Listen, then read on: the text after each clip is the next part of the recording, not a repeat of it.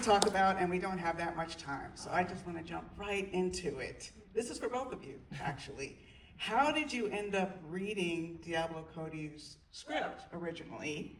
What made you say, I have to do this film? And also, where were you at that point in your careers?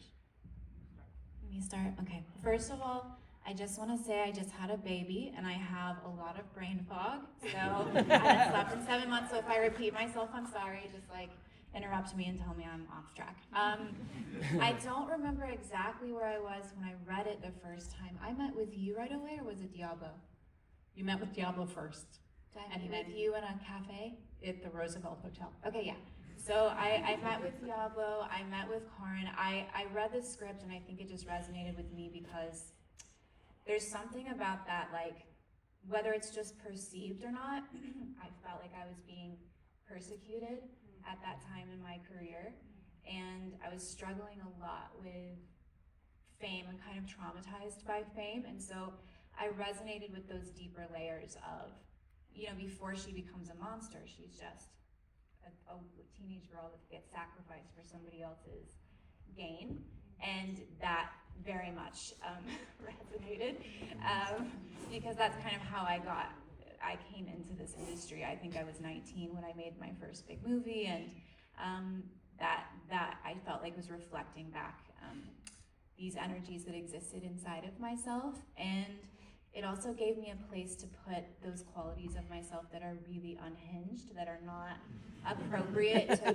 express every day of your life, but are still there nonetheless. And so there was something so fun about getting to tap into that like darker feminine energy that no one really wants to allow. Yeah.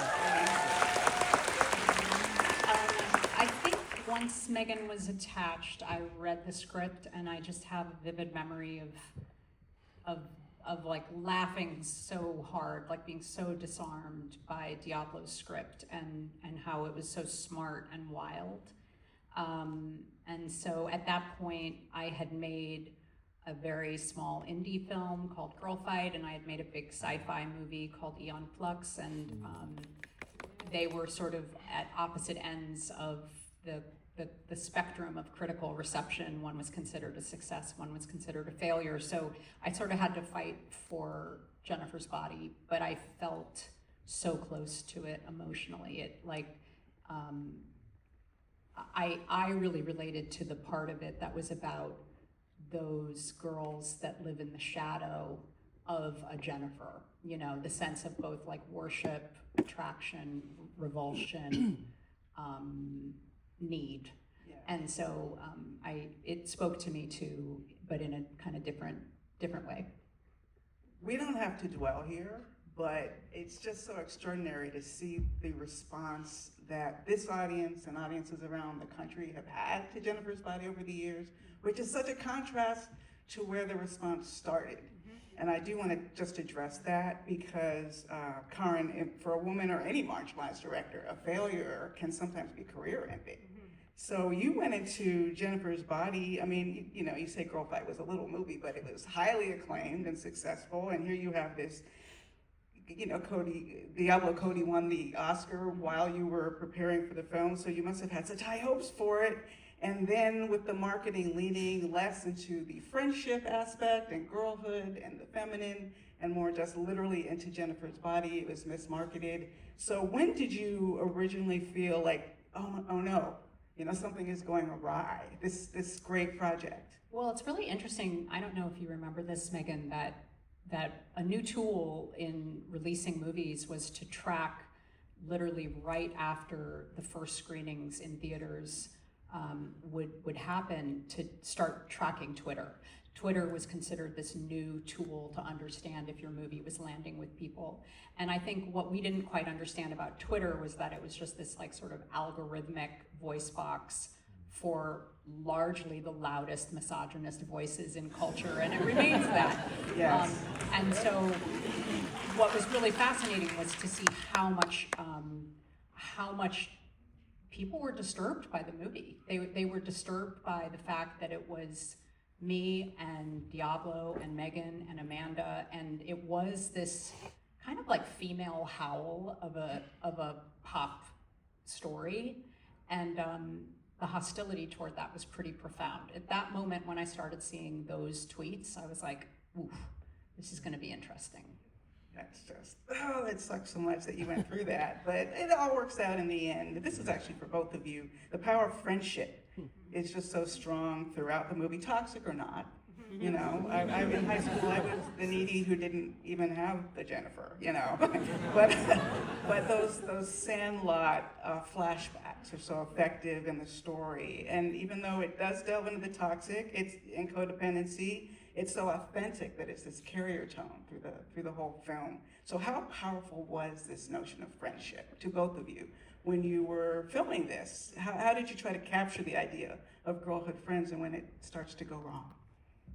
Do you want to go first? And then I'm not going to have something better to say than what you have to say. I actually get my answer out of the way, and then we'll listen to yours. I think I didn't have a lot of friends in school because I was always kind of an eccentric weirdo, and like I feel like young girls, especially that era before this kind of information was so available to everyone, the way you learned how you were supposed to be was through such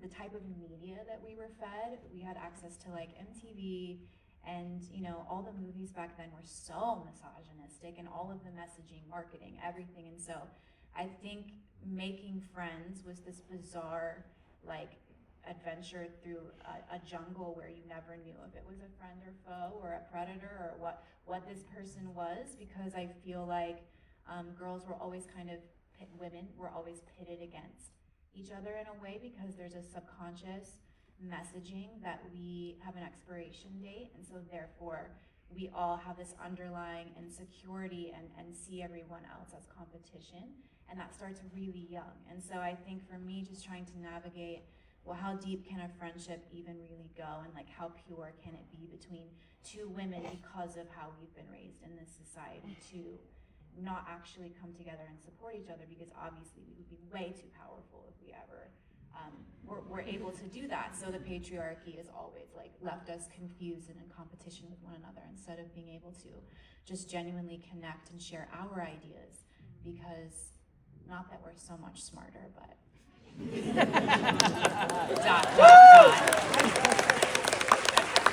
I mean, I've always said that, you know, the patriarchy only works if it makes good soldiers out of its women, and so much of the underlying kind of nightmare of the relationship between Jennifer and Needy is that they both truly love and understand each other, but can't feel permission to truly bond in solidarity. That only comes after tremendous kind of literal sacrifice of a person.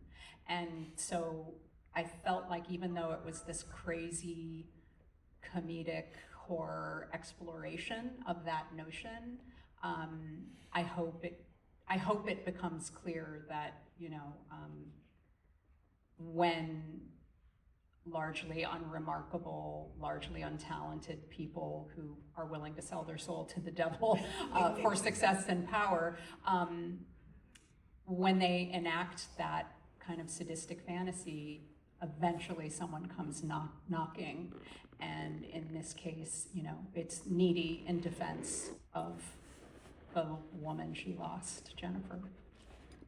Great. You know, the great thing and what I love about horror as a genre is that it's entertainment on the surface. But if you choose to, underneath there's so much room for lessons or deeper impact. So if you had to choose a word or a phrase to sum up what you wanted the audience to take away from Jennifer's body, what would it be and why?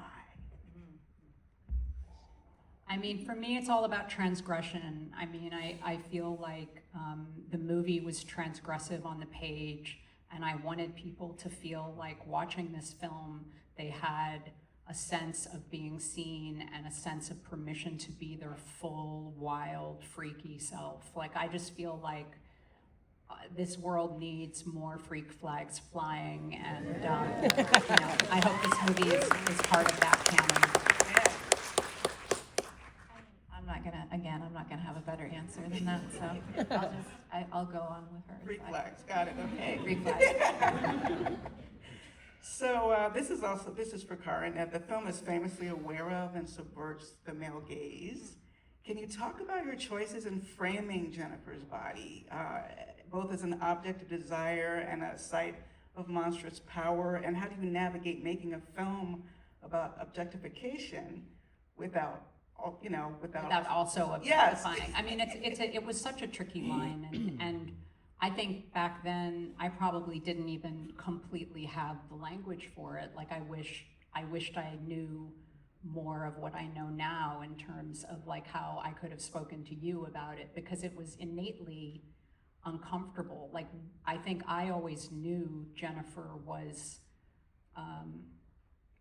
a kind of priestess of power, and there was this inevitable sense of walking a very razor's edge of a kind of energy of exploitation. And so for me, it was all about reminding ourselves among the crew and the actors that it's the power of these women that is so frightening. The power is innate, and the fear comes later, but the power was always there in all of them. That's great. Well, then we'll give you one, Megan. How about that? So this was a very physical role for you, and I would imagine demanding in a lot of ways. Can you talk about developing the physicality of your character, the most challenging aspects of your performance and the transformation, and how did it stretch you? I think, well, in terms of, I had just come off of Transformers, so I was used to doing a lot of physical stuff already, and I feel like I actually really would be a great stunt woman. Like I have a talent for that. But so the physical part was more weird stuff, like because there's so much blood in this movie. The scene where, I'm eating out of the cadaver, like hovered over him and eating his blood. That's, it's straight corn syrup, and I don't know how many takes we did, but like stuff like that where you're just getting like nauseated from the exposure to things like that. But what was the second part of that after the physical? Because it wasn't super physical for me, but it did stretch me. Like, How did it stretch you? there were some moments that required like a lot of vulnerability that I don't think I went into it prepared to show, because it's so revealing about possibly like my own past, my own childhood, whatever. Those moments where something comes through, like whether it's when I'm in the mirror putting on the makeup, trying to cover up my skin because I'm not beautiful anymore, like those types of moments of vulnerability where I'm getting sacrificed. Obviously, there was something about like maybe from a past life, I don't know, something about having a circle of men like standing around me, and when they would start chanting the song, like taunting me before they were gonna kill me, that triggered something so deep in me where I was just like, I was weeping. It was a really upsetting day. And so it unlocked things that I wasn't prepared. It was like a ayahuasca trip, to be honest. Like I didn't know it was gonna unlock those things, but it brought things to the surface that were kind of really healing to acknowledge and release. And Karyn, for you as the director, what would you say were moments from her performance that exceeded your expectations or defined her character or just surprised you? I mean, the magic of getting to work with this cast, and especially Megan, was that every moment was surprising. Every moment was funny and intelligent and sharp and lacerating. But there is a moment where later in the film that you referenced, where you're looking in the mirror and you do feel you've lost your power, and you do feel you've lost your beauty, and you're pulling, you're brushing your hair, and clumps of hair are coming out in your hand. And the look on your face and what you brought to that moment was so kind of naked and so deeply vulnerable and exposed. And I just remember feeling so grateful that you were willing to be so vulnerable, because it was like you understood you went beyond the fairy tale. You went to something deeply kind of elemental and human about what it means for women when they are told they are no longer valuable in the world. And it was incredibly moving, incredibly profound for me. Great. This is awesome.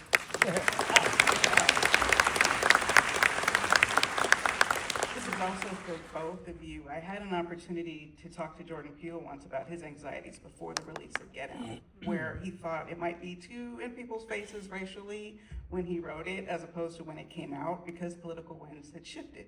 So did you have similar anxieties about whether or not Jennifer's Body was a good match for its time, or how would you describe the influence of timing in the response to the film then versus now? Would the response be different today? You know, it's so funny. I don't know if the response would be different today. I love that this audience is here, which tells me in some ways people have found the movie, obviously. But I think for me, like my sense of, I hope, a kind of deep feminism is in every cell of my body, and even if I'm at war with kind of how I've internalized the patriarchy, I ultimately have this kind of wild confidence that eventually the notion that women are humans and women are voices and brains and intelligences worth and imaginations worth wrestling with, that would win out. And so to me, it was disappointing that Jennifer's Body didn't reach its initial audience when it first came out, but does it surprise me that people have discovered it? Fuck no. Great. Love it. And so, Megan, this one is for you. What advice would you give yourself if you could sort of send a video back to the actress you were about to shoot this film? Oh, I don't know that I would give myself advice. I think where I was at that point in my life, so lost, like so full of like that rage that I had towards how I had been treated in the industry and how I was dealing with fame and the constant, like, at that time, I had just, before we started filming, I just left a premiere for something where, you know, I had to go, I'm obligated to go, and I remember like the paparazzi were so ruthless back then, the way they would talk to women, and like I walked out just to try to get to my car, and they're all shooting, and one guy's like, Megan, why are you such a bitch? And another guy is like, Megan, do you think you're overrated? The internet says so.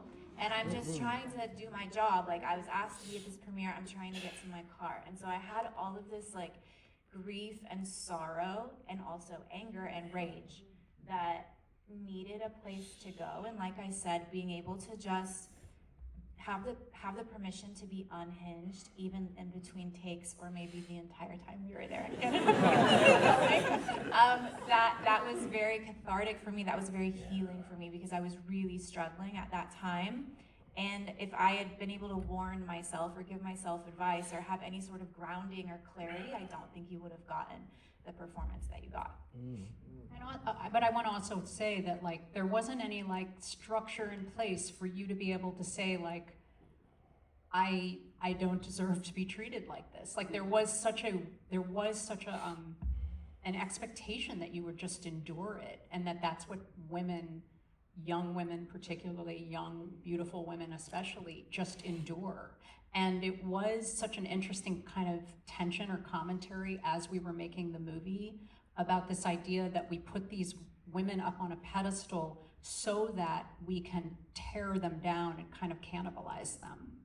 Right, the minute they forget their place, or make demands, or So Karyn, this film's aesthetic, I mean, the authenticity of the high school experience really just shines through. And it's been a minute since I was in high school. So can you discuss your approach to visualizing the high school experience? Were you drawing on personal memories sometimes, or was it mostly the script, or where was it coming from? I mean, the script described this town of Devil's Kettle as this kind of collision of small town with a sort of primeval wilderness. And so we were able to sort of immediately create this fairy tale feeling. I think high school was, for the longest time, largely the same, really until the introduction of phones. But even now, I think the high school experience is still inevitably somewhat hierarchical, inevitably just terribly awkwardly embarrassing for most students for whatever reasons. And so that part of it felt so immediate to me.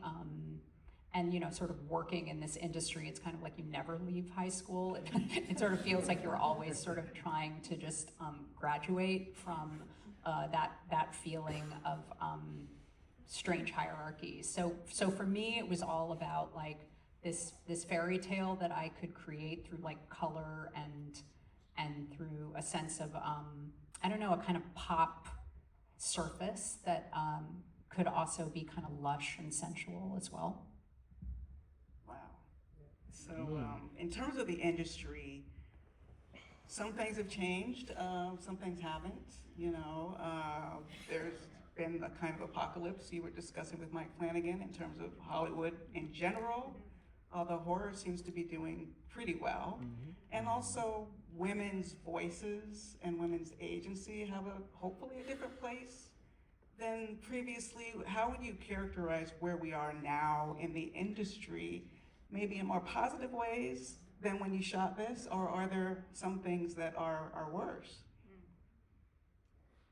I mean, it's a really, it's an interesting loaded question, because I think we are clearly in a moment of incredible daily strain and pressure to muzzle ourselves, particularly women. And yet, I always find that in those like moments where the culture is coming down hard on expression, that's when the wildest things emerge out of expression. And so I'm really hopeful that, imaginative people take matters into their own hands and make art that talks back to the moment we're in, because it needs a good talking back to. It sure does. How do you feel about where we are? You're not shy. You haven't been shy in the past. So. No, but there's a lot of fights that I probably wouldn't bother fighting if I were to go back in time. I don't know that anything was really gleaned from some of that. So, yes, I can look back and, secretly I've had producers and heads of studios come to me, and of course never in front of the press were they willing to say, but be like, you have bigger balls than any man that's ever worked in this industry. And I'm like, well, thank you, but why the fuck didn't you say that when all of this was happening? That could have gone a long way if you would have said that to Variety or Hollywood Reporter or anything else like that. I think a lot of it has to do with, everything with me is like, has a spiritual context, so it's not for everyone. But for me, I think it has a lot to do with what kind of archetype you embody or the kind of energy that you carry. And so I don't know that I'm someone, because of the kind of mirror that I am for people and what I provoke out of them, I don't know that I'll ever be somebody who doesn't struggle to some degree to sort of fight against whether you want to call it objectification or just being dismissed or being not given an opportunity, or this very bizarre desire that a lot of people have to sacrifice me, to kill me, to rip me to pieces. Like that energy does exist, and I don't know that like I can do enough healing as a person and transcending as a person to where I won't still meet that in this lifetime. I think that's just a lesson for me that I'm learning and may take into the next life with me as well. But I think that's everyone would have a different answer. But for me, yeah, I think it's just kind of always going to be different shades of this, and I'm polishing myself and learning and growing with it, but I don't ever expect to just be able to, I don't know, accolades is not the word, but I don't expect to ever find the acceptance that perhaps like the young me is looking for. You don't gotta be sad about it. Yeah. It's real though, it's real. I've lost track of where we are with time, but if we have one quick one, I'll just throw one last quick one out there. You're back in high school. Jennifer or Needy, or did you know a Jennifer or Needy while you were in high school? I mean, I went to a Christian school with like 6 students. So it wasn't a lot for me to, I don't think I definitely wasn't a Jennifer because I was never mean, but I guess I was just by having no other options, not a needy either. I guess I would have had to have been the Jennifer. But I think my best answer is, and this has nothing really to do with your question, but talk about myself a little bit. I had a question about like the demon that takes over Jennifer. Did you or Diablo ever talk about that possibly being Lilith? Because for me, I always thought that that was Lilith, and that she was, because Lilith was, do you guys know who Lilith is? Yes. Yeah. She was cast out of the Garden of Eden for basically not submitting to Adam, and he wanted a submissive wife, and he went to God and complained like a little bitch that she wouldn't submit. And God was like, Lilith, will you just submit to Adam? It'll be so much easier if you do. I don't have to hear him fucking yapping all the time. Just do it, it's fine. And she was like, no, I'm not. And God goes, well, the alternative is I have to cast you out of the garden. And she's like, great, do it. I would rather any day be cast out than have to be this person's servant. And so she gets cast out, and supposedly what happens, and this was a way to like brainwash women into never speaking back or having any free agency. What the books say is that she turned into a demon banshee who then like seduced religious pious men in their sleep and ate babies and things like that. Whoa. Which, if she did it, I kind of think that's fire. But I always thought that she was the demon that took over Jennifer because she then ate all of the douchebags in her high school.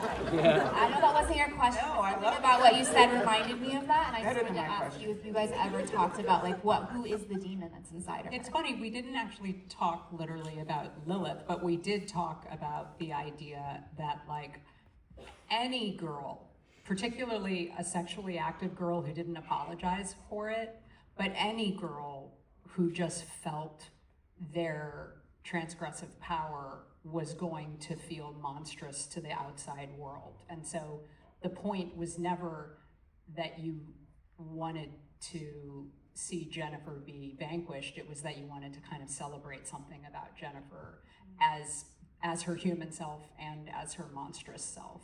So, I mean, but the Lilith concept is amazing, and now I have to like steal that. You have both been amazing.